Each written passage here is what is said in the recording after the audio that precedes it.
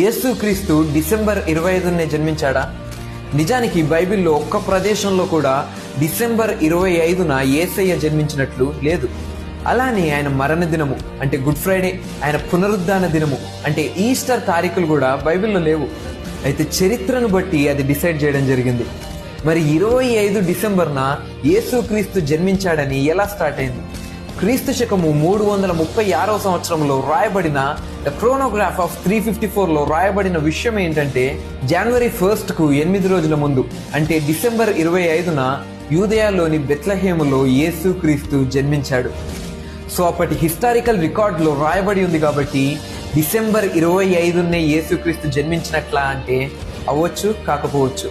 కానీ మనం గ్రహించాల్సింది ఏంటంటే, అక్కడ ప్రాముఖ్యత రోజుకు కాదు కానీ దాని వెనక ఉన్న ఉద్దేశానికి.